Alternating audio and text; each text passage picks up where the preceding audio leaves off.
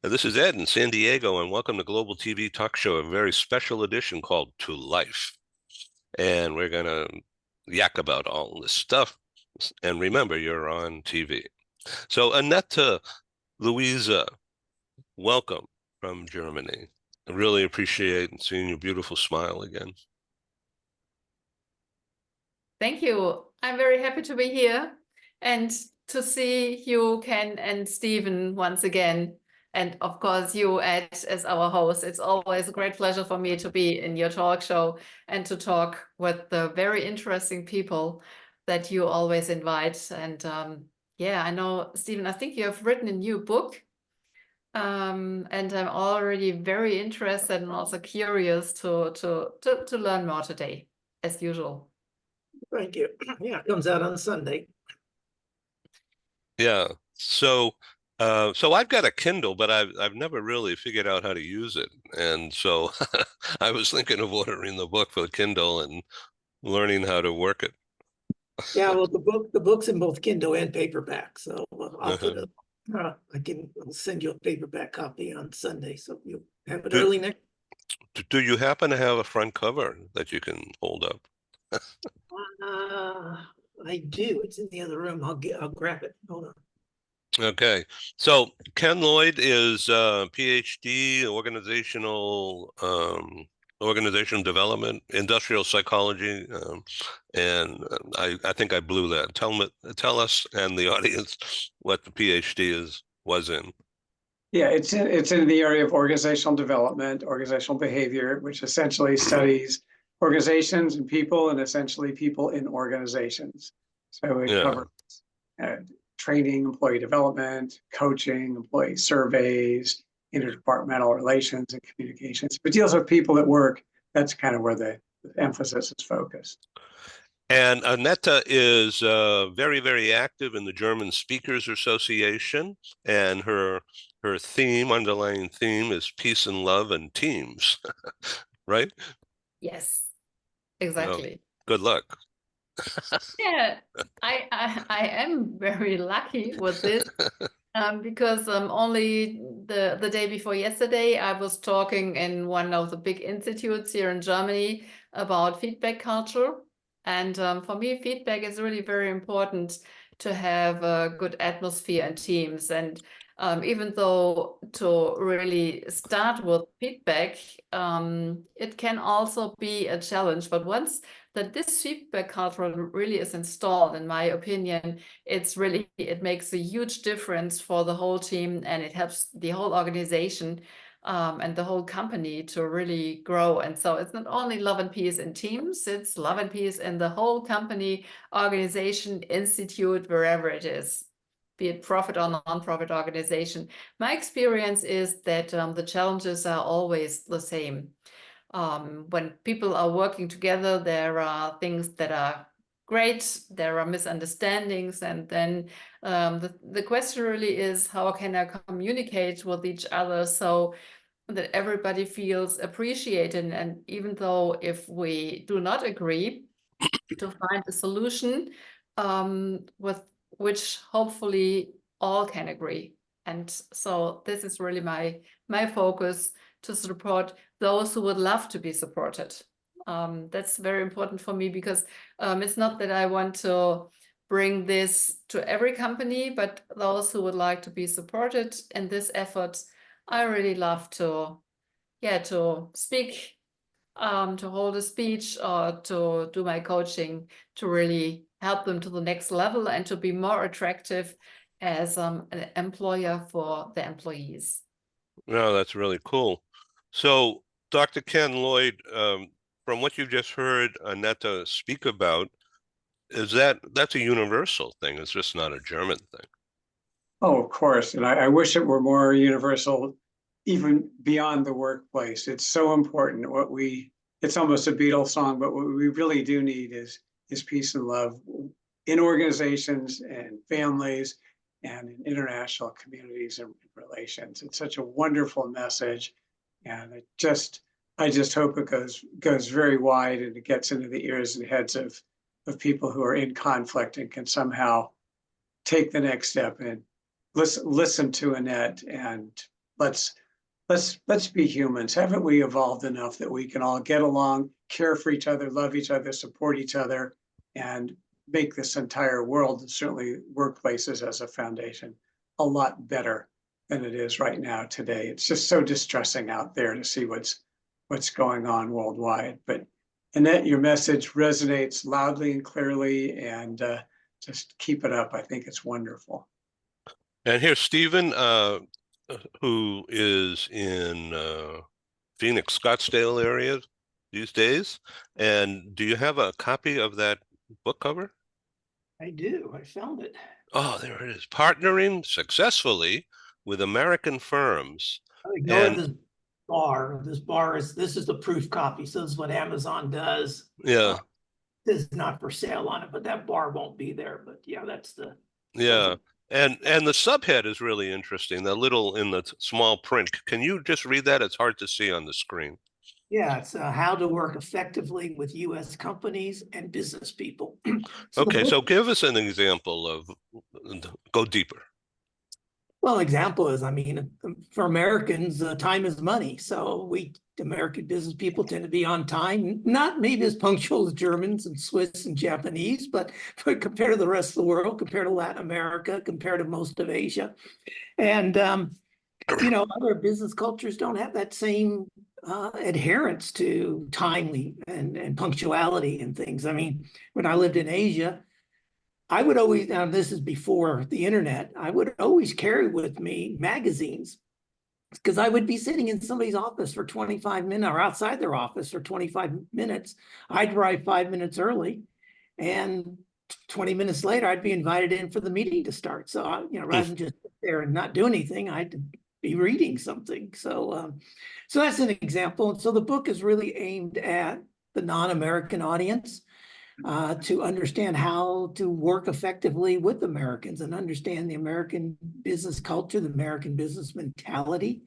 It was co-written with a gentleman named Ali, Lebanon, moved to the United States when he was 20 and have finished his career for, I think, 25 years or something as a senior manager at Boeing. So he's been an expatriate in the United States for 25 plus years. And I've been an American expatriate outside the US. I've lived 33 years of my adult life outside the United States. So I've witnessed firsthand some of the difficulties that need to be overcome when you're dealing with non-Americans in a business situation. Well, I look forward to that conversation. We're going to do a one-on-one executive interview with Ali and Stephen, specifically doing a deep dive on the book on June 17 on Global TV Talk Show. So let's talk about the theme. We're going to be joined by a few others. I'm getting notices that some people are having link problems, so forgive me when I'm looking away here. I'm sending messages on the phone here, and it's a little strange, frankly, right now. So they'll join us when they can, hopefully. Okay, so midlife crisis. I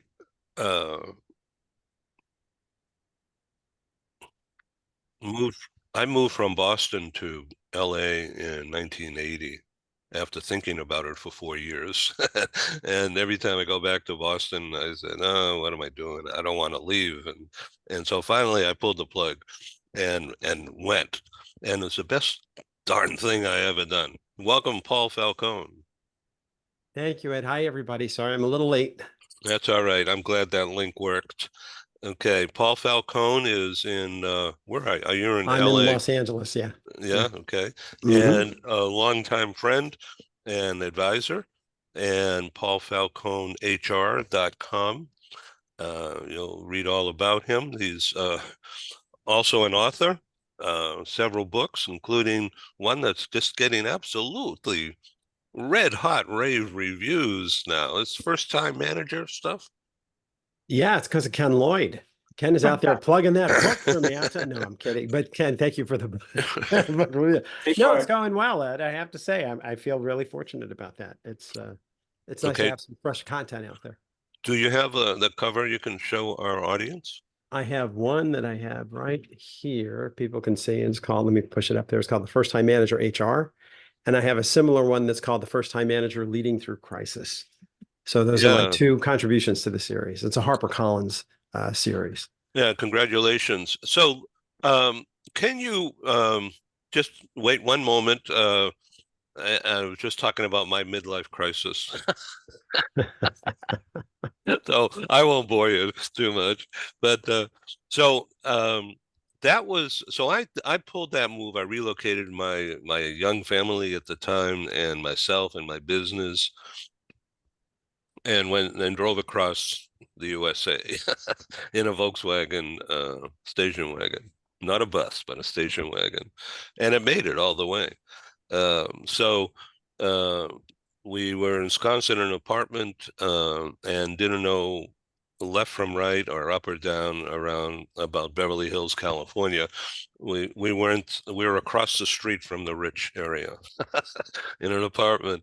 And my business was brand new as well, called California Bound, which is a recruitment and relocation glossy magazine. Actually, it was a guide service.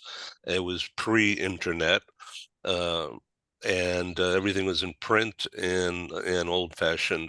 There were even faxes.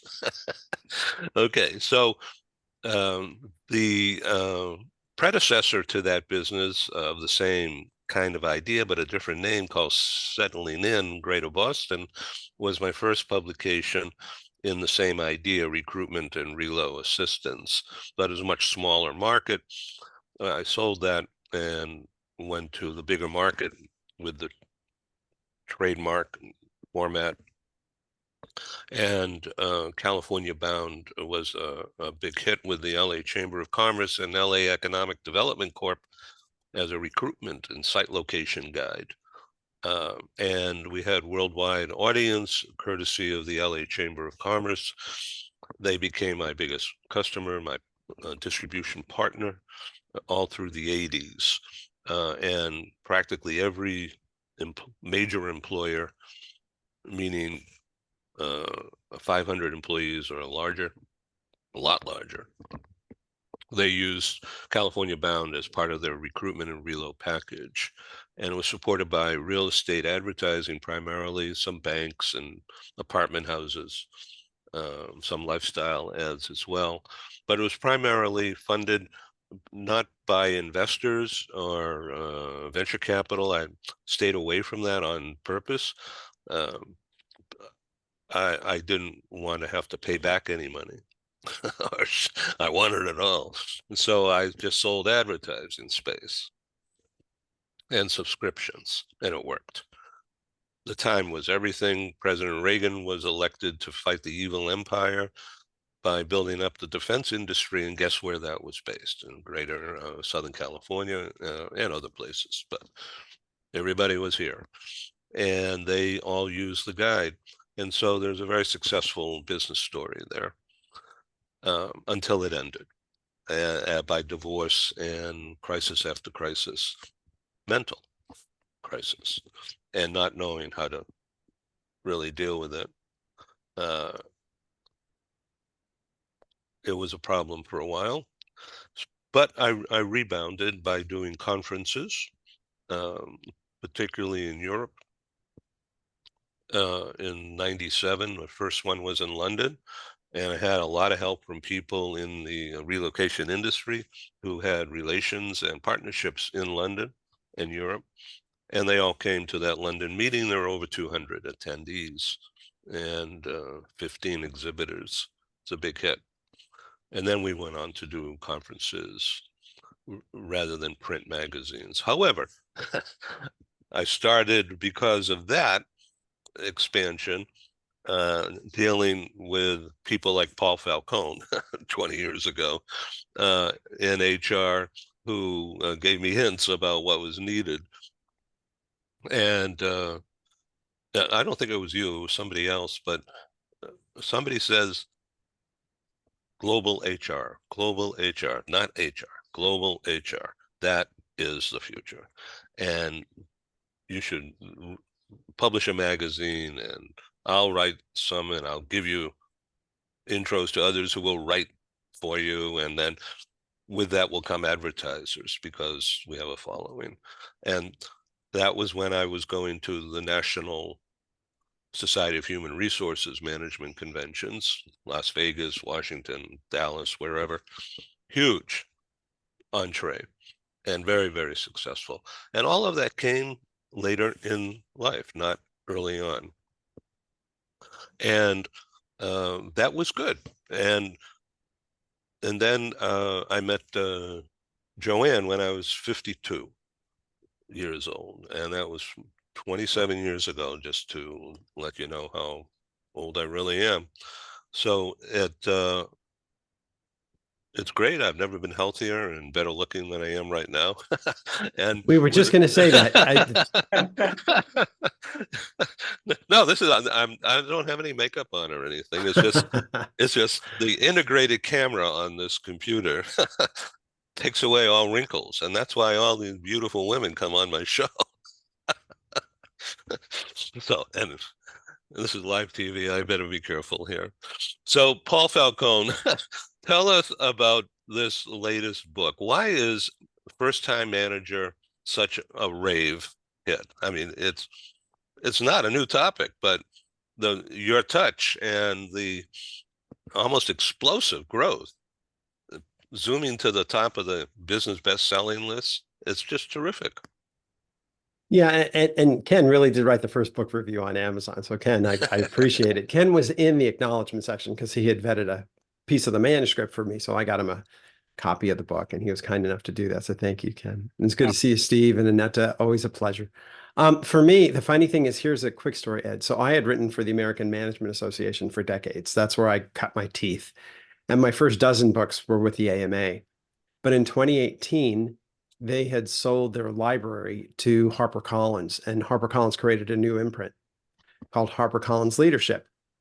Well, one of the books that HarperCollins brought over was The First Time Manager, and that was published by the AMA, Amicon Books, I think in 1980. That book has been around for a long time, but it sold 500,000 copies, and they thought, you know what, let's build this out. Let's put umbrellas in there. So you have First Time Manager Sales, First Time Manager HR, First Time Manager whatever, right? And build this out, which I thought was a brilliant idea. And they said to me, will you write the book on the First Time Manager HR? And I said, I would love to. And that one came out about 2 weeks ago. But first they said, could you write one, Paul, that will pair with all the other books? And they said, could you give a thought to what book would pair up well with all the other books? I said, I don't even have to think about it. Leading Through Crisis. That's where we are these days. We are all walking around with our hair on fire and chasing our tails. It's a really reactive time. There's so much change going on. So that was the first book, and that came out in September of 2023. And then this new book on HR came out, excuse me, in May of 2024. Mm-hmm. So roughly in an 8-month difference between the two. So I've been writing pretty steadily for the last 2 years. It's kept me very busy. And you're losing your voice. You know, I am. I'm trying to impress you because yeah, no, but thanks for asking it. So it's kind of fun. It's nice to be in the phone and writing for a new audience, and yeah. So Stephen and our friend Ali Shami have co-authored a book about dealing with foreigners dealing with American business people. Have you ever thought of that as a title? Who, Paul? me? Yeah. No, I knew Steve was going to write it. So I knew it all the time. As a matter of fact, I have an advanced copy of it. I'm going to be looking at that very soon, Stephen. So I'm looking forward to it. So Stephen, you asked my friend and client Andrew Elliman from AGS Worldwide in London to review your book. Did he do a good job on it? Yes, he did. Yeah, he did. Thanks. Yeah. I've asked several people outside the United States to, and Ollie did as well. I think this shows you the interesting part of connections. I first met Ollie through you on one of your shows. Thank you. And the first endorser we got for the book is a former prime minister of Lebanon. So it's pretty pleasing. So now we've got the advanced copies out to people like Paul, Philip Barry's read the book, was highly complimentary of it. He's going to put a book review on Amazon next week when the book comes out. So yeah, so that's the process. First, you get some beta readers to read and give you feedback and give you an endorsement that you can put inside the book, and then you ask readers to read it and be prepared to upload their thoughts on Amazon. So hopefully it entices other people to buy the book. So we'll see. On June 17, Global TV Talk Show is going to interview Stephen and Ali, and that'll be a live broadcast. So we'll get all that out to everybody. So, Ken, you're rewriting one of your best-selling books from years ago. Why not tell us about this? Thank you. Yeah, this is Performance Appraisals and Phrases for Dummies, part of the For Dummies series.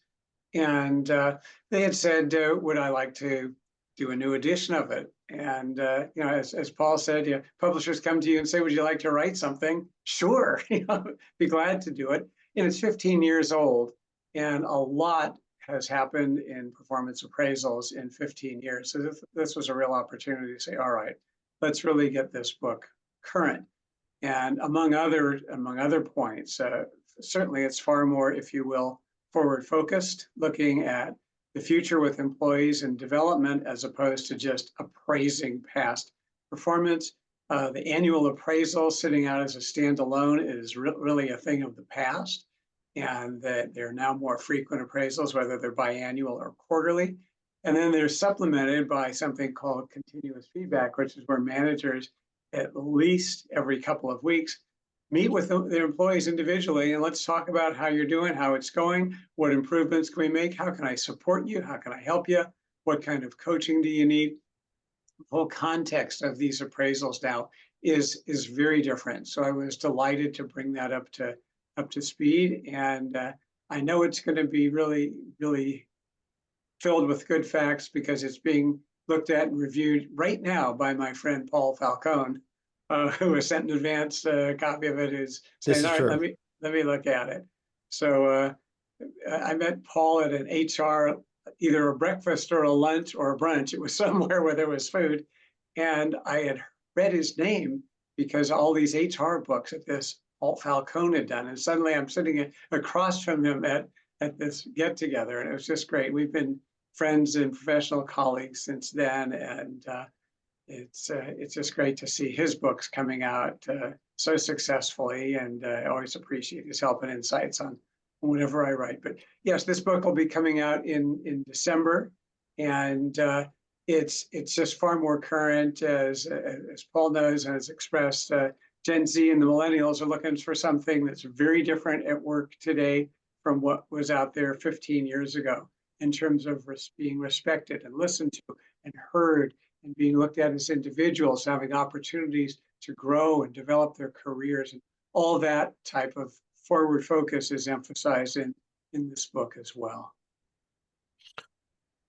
Well, this is great. Annette, tell us what's going on in Germany business. I know it's a general question, but the economy is booming for a lot of people, and for a lot more people is not booming at all. So it's a skills thing, isn't it?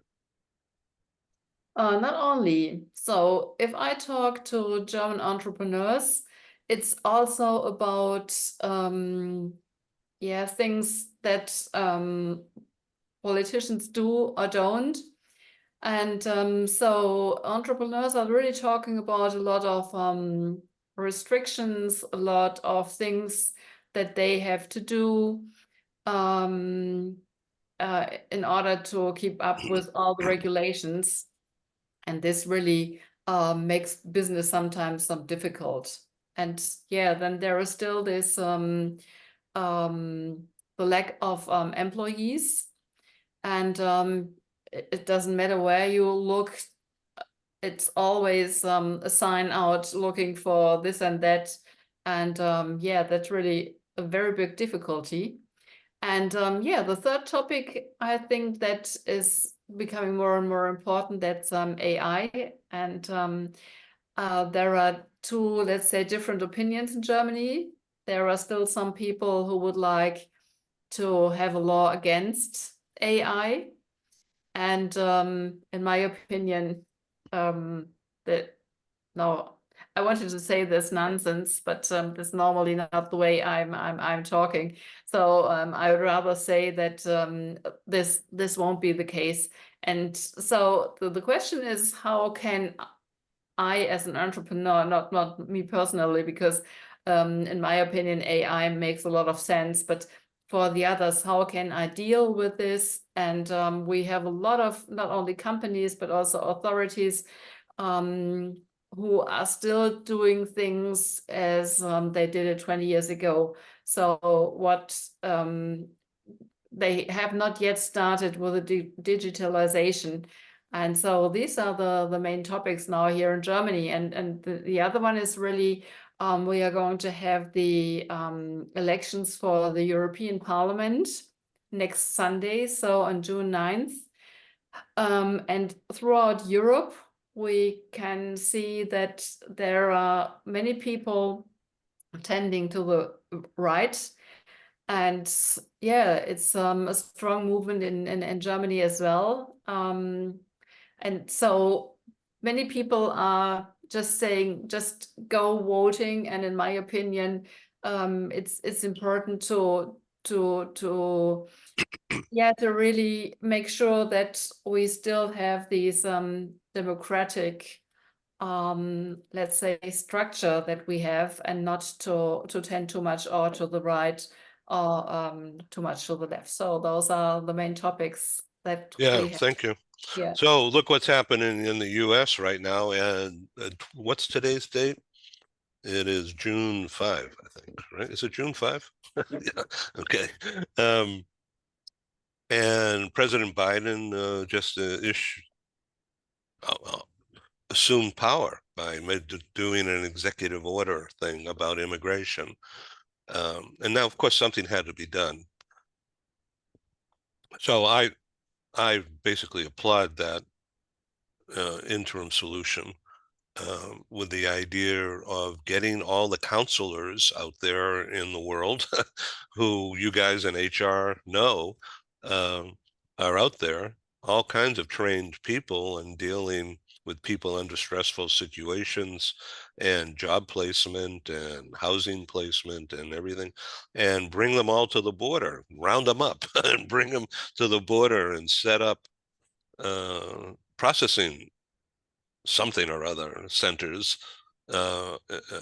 just 10 miles from here, from where I sit right now, is the Mexican border.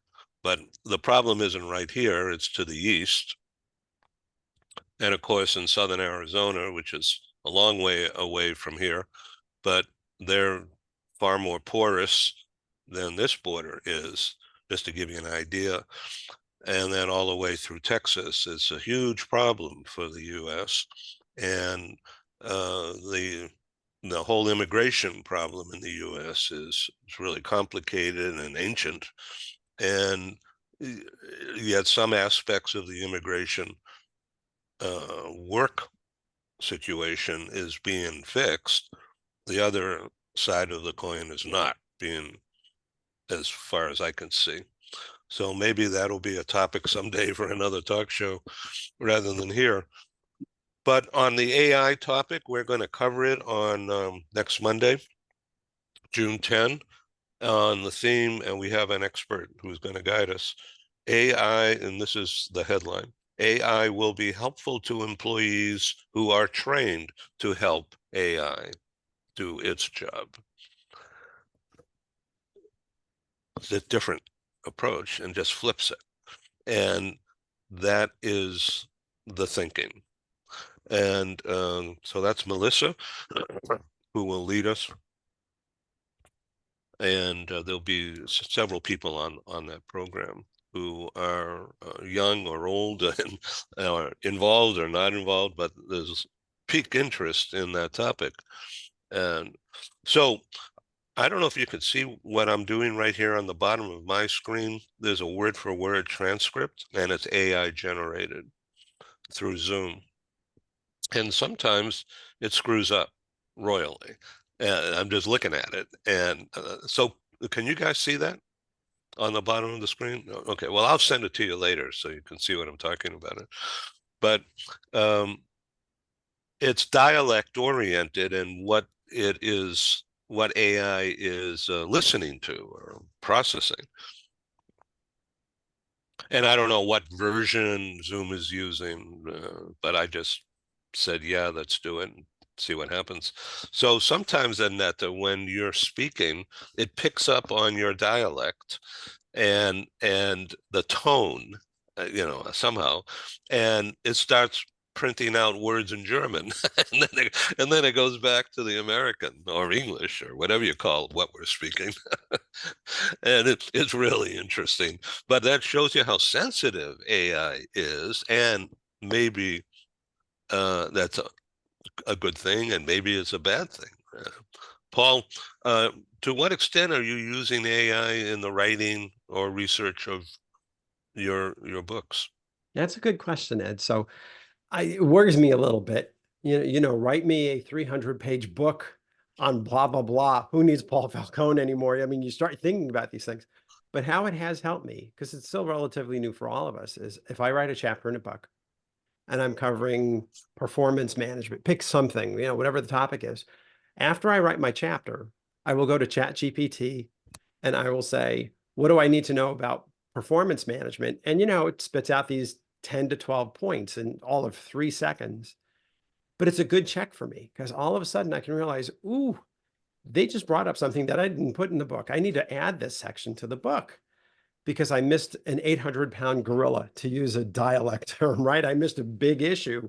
And it comes as a good check. But I'm not joking when I say it is kind of scary to think, AI cannot create. It can only pull what exists from the data that's out there, right? It can scrape the internet. But you wonder about its ability to learn and how scary it's able to synthesize. And generative AI probably will get to a point, I would assume, where it's not just pulling all together these massive amounts of data in 3 seconds to make a very cogent argument or article or outline. But, can it really create a book or real big books? I don't know. I guess we'll see. The future will let us know. So interesting times. Stephen, are you using AI somehow? Very similar. Also, it's a tool, and I have a grammar checker that I pay $70 a year for, or something like that. And when I use it to check my grammar mistakes or give me suggestions, it now has an AI aspect built into it, and you talked earlier about tonality. I wrote for this new book, I had written a paragraph.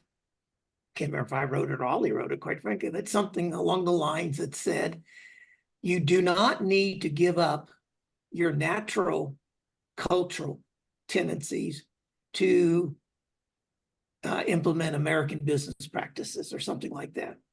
And it said, there was a positive way of writing that. And it said, basically, it turned the sentence around to say, you can keep your native cultural tendencies and be able to work within the American business culture. So, I had used this double negative, or Ollie had used this double negative, and it said, there's a more positive way of writing this. I thought, going kind of to what Annette's philosophy is, we need more positive things in life. So if I can change one simple sentence to make it more positive for my readers, hey, it's a great tool.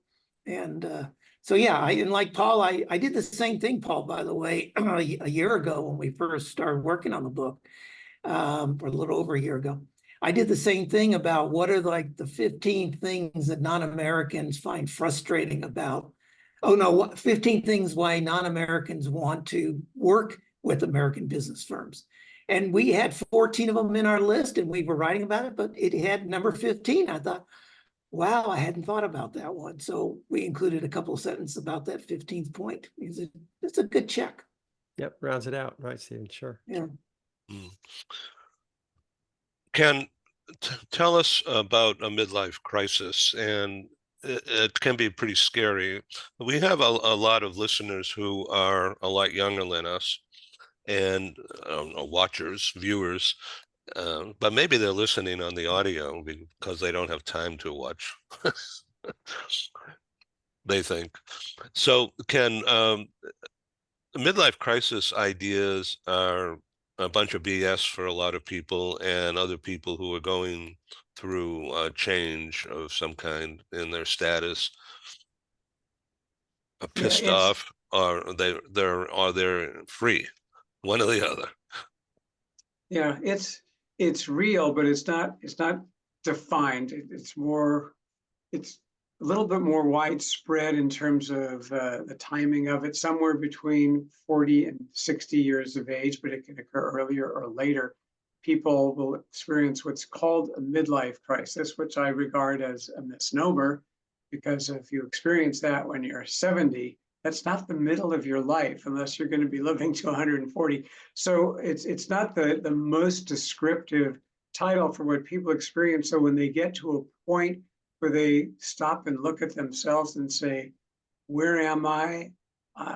I coulda, woulda, should have done this. I thought I would be more successful.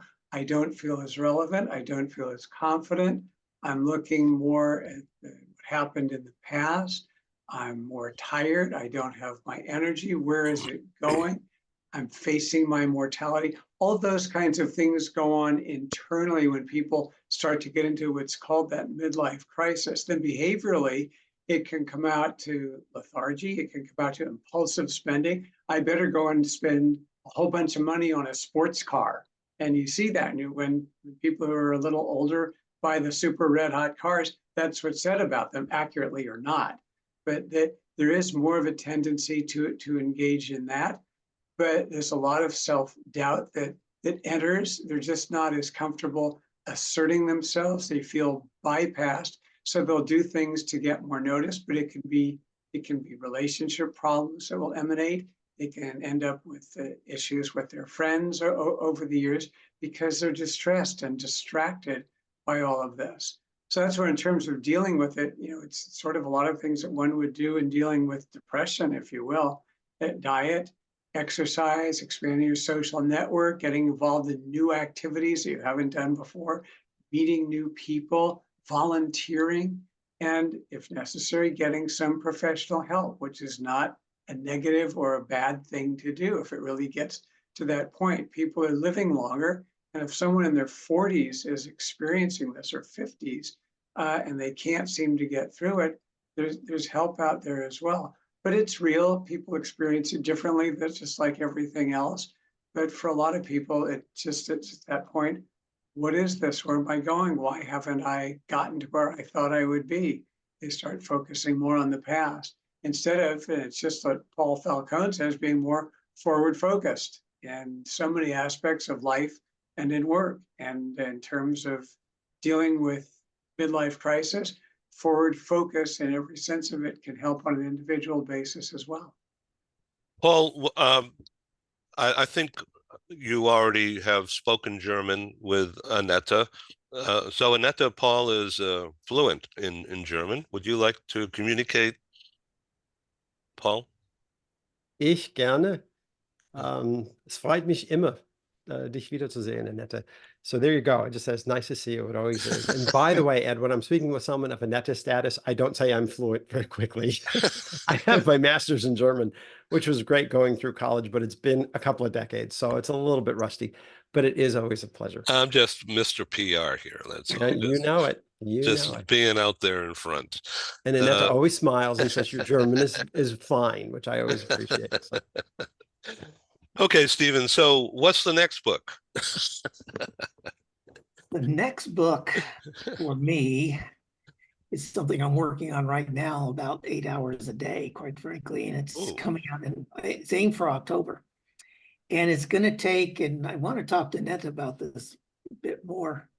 It's going to take the human leadership concept, which is about creating workplaces of well-being and harmony and respect and trust, and applying it in our personal lives. And so switching to a human mindset and what that means. And so let me give you an example of that. It ties in with what you're talking about right now. Here in the United States, Annette, a lot of the people begging for money are in what we call the left-hand turn lanes. So in America driving, you have a red light, you can only turn left on a green light typically. And they are often referred to as left-hand losers or left lane losers. And I've heard that term so often, and I've probably had that attitude as well at times. But then thinking about what it means to be a human being, I now look at those people and I think to myself, and I've done this recently. I'm not going through a midlife crisis. I'm going through a late life crisis right now. And thinking about, if I was homeless, if I was kicked to the street, if I didn't have any family to support me, I'm not sure I could live on the streets. I'm not sure I have that fortitude. I mean, I think for me, the easiest thing would be to take a handful of sleeping pills and say, hey, it's been a good journey. I've had lots of good stuff that's happened. I've been lots of great experiences. And so now I look at those people who are begging and, not really begging, they're just holding up a sign that says homeless, and, little hat or bucket for you to contribute money to. And I now look at them and think, thank you.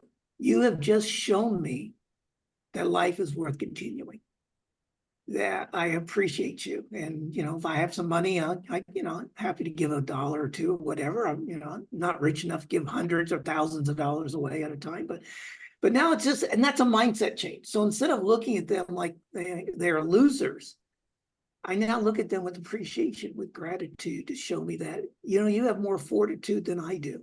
And I can respect that in you. So that's what the next book is going to be about. Nothing to do with business, nothing to do with leadership. So headline news, talking about Ali and Boeing.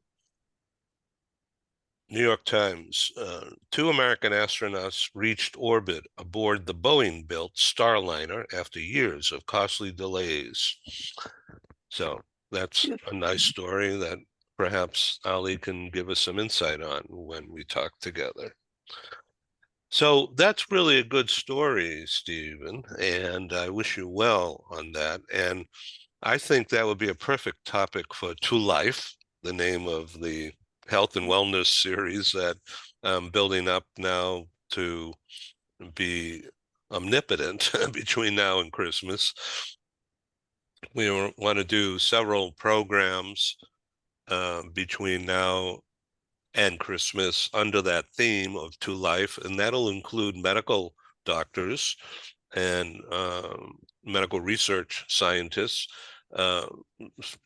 some that we've had on in the past with Mark Colo and talking about ALS and Parkinson's, and we're going to be expanding that into other medical science research.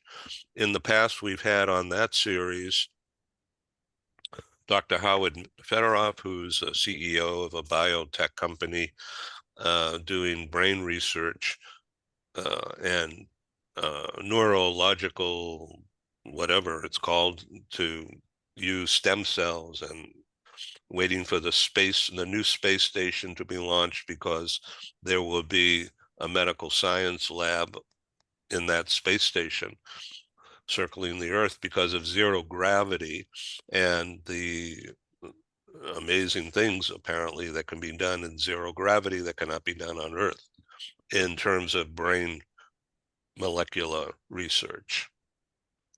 Stem cells are part of that, and Dr. Paula Crisanti, who's been on our program before, she is head of the National Stem Cell Foundation. She will return to talk about that topic sometime in the fall. So very interesting under the theme of To Life. And part of that has been midlife crisis, and other parts and other issues will come up, I'm sure. One of the issues that occurred to me yesterday when I was thinking about today's show, and I want to tell you that we had several other people who will go nameless who said they're going to strive to be on this program, and they're not here. And it goes to show how busy people are or conflicted about going public with issues that are personal. And I don't blame them. This is public TV here, and what's recorded will stay available by our YouTube channel and other distributions. So it's okay to be very careful on using Zoom and not just my service, but others who do this.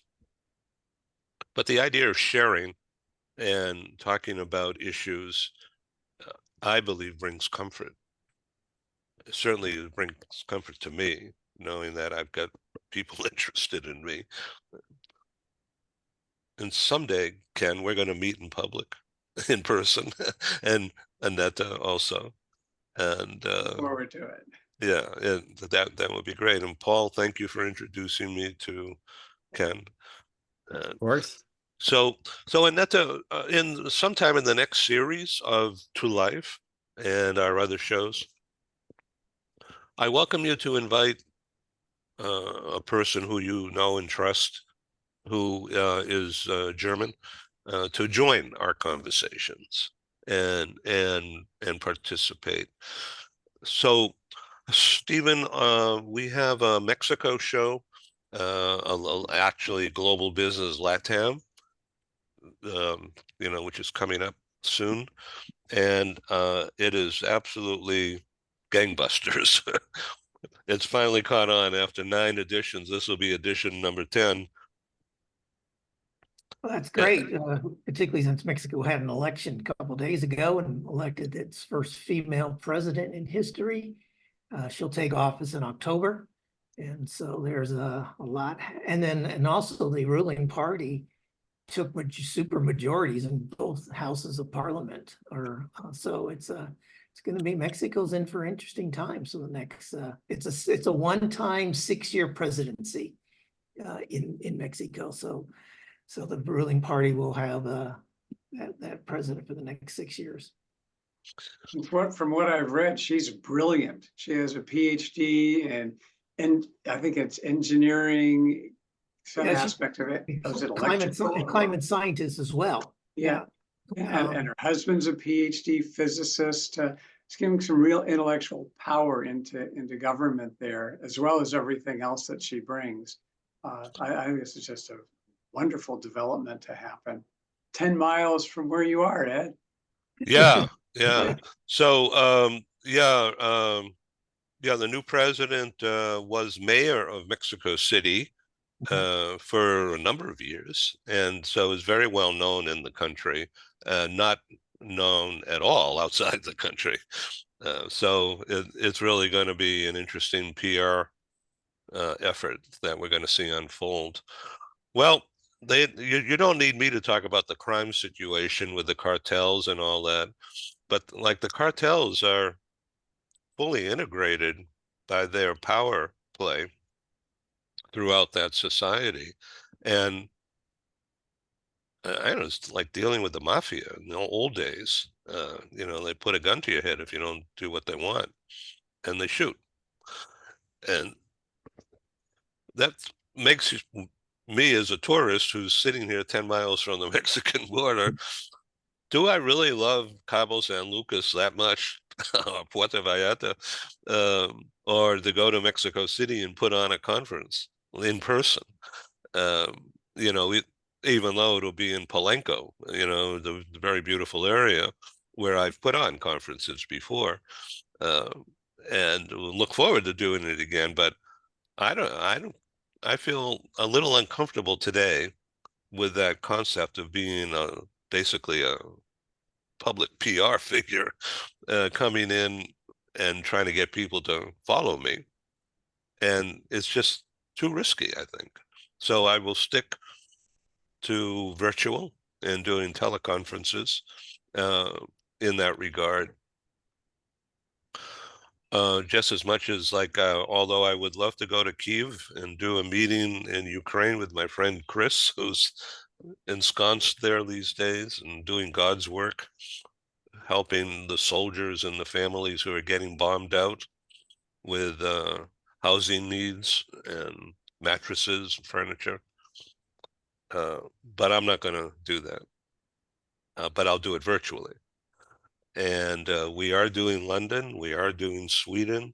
We'll probably do Switzerland and Paris in the next 12 months. London will be on October 1 in person, and portions will be virtual for some involvement. Our host partner is the bank, the Global Trade Bank, HSBC, which is, of course, a huge bank. And so I'm really honored for the fourth time that they are hosting and facilitating my event. And Andrew Ellerman from AGS Worldwide is top sponsor. And the work begins. Likewise, our first Scandinavian live meeting is going to be just prior on Thursday, 26 September, in a suburb of Copenhagen called Malmo, Sweden, just across the bridge from Copenhagen. Joanne's family is originally from Denmark, and we're going to be visiting relatives there on that trip. So it's going to be a nice occasion, a reunion. So the Swedish Scandinavian meeting is already taking shape. It's going to be in the Quality View Hotel Conference Center, which is a beautiful modern facility. And our local partner is a recently retired senior HR leader from Air Liquide Corporation. And she's introducing me around, and I've secured a service provider to be a partner. And Joanna is based in Stockholm, and she knows everybody throughout the hospitality and mobility industry. So it's underway, and that will be an interesting event in person on September 26th, and portions of that will be virtual, live. Ed, we think you need to take us. I think you need to have your team with you by your side. So we're available. Just want to let you know. Well, you can come free of charge virtually. Well, thank you. I always wanted to see that part of the world virtually. That's great. Okay, more on that later. So New York is happening again, June 20, coming up June 20. And our venue is going to be on 6th Avenue, right next to Bryant Park, which is a stone's throw south of Times Square and Empire State Building. We held our March meeting in that same facility. So this one is called Global New York C-Suite. And our special guest is coming in from England to speak. Simon Davis is his name, and he's an executive with a Geneva, Switzerland-based consultancy called ITX. And ITX has been around a long time. There's lawyers and bankers in that, and they help multinational companies set up what's called a GEC, GEC, Global Employment Company, which is a very legal, wholly owned subsidiary of one of the giant companies. Oil and gas is a big user of this GEC, as well as other multinationals who have a need to have a large international displaced distributed workforce. And when they have that situation, there's a ton of complications, legal and tax. So one of the solutions, if it's done right, is to set up a wholly owned subsidiary called a Global Employment Company, and the employees who are put into that, they're still working for the same company, but legally and structurally, it's administrated differently. And it's 100% fully compliant. So anyway, that is the keynote theme, and New York will be the first U.S. Workshop that we're doing on that theme. We've done it in London already twice. So that will be interesting, just a one-day event in Midtown Manhattan. And then, and part of that will be virtual as well. They have to be sensitive because they don't want to mention company names. They have privacy agreements, and it gets complicated. But the rules of the road are fully compliant, 100%. So thank you for listening to me and for being part of this edition of To Life, Global TV Talk Show. Thank you very much. Come Thanks, Ed. again. Come again. Thank you. All right. Yes, of course. And you can also reach out. So, for example, Stephen, with your book, if there's anything that I can do here with your book in Germany. So, for example, take a LinkedIn post and distribute it to my network. Just let me know. And the same is value for all of us. And if you have any questions, just contact me, send me a LinkedIn message, because I have the impression that we are already, let's say, a kind of a community, or that's at least how it feels for me. And I also would love to support each other. So wherever I can. And thank you very, very much, Ed, for making all these contacts all over the world. It's such a pleasure to me. And yeah, to learn so much about it. And Stephen, I'm really very interested in your book, because I have been doing a lot of intercultural communication and intercultural awareness. And yeah, and those and I think that these books, they really help. And also, Paul, your first time, The Crisis Manager, I've been reading parts of it, and yes. Oh, that's nice. Oh, Yeah. I really very much appreciate your work, Ed. And yeah, for me, it's really time to say thank you to all of you for this amazing and wonderful community. Thank you. And thank you. But I have to tell you, I think I already have, but I produced a live meeting in Cologne, just down the street. I forget the name of the street, but it's a main street. It was it was a famous German, of course, insurance company that was my host partner. And it was one of these austere-looking buildings, and you walk inside in this grand ballroom with rows of chairs, and it was more than 100 people showed up, and it was done in English. And but afterwards, we went on a private tour of the big church down the street, and it was fabulous for me. And we went up, we were given a tour throughout the whole thing, and it's historic. It's been there a very long time. And so that's a Catholic church, isn't it?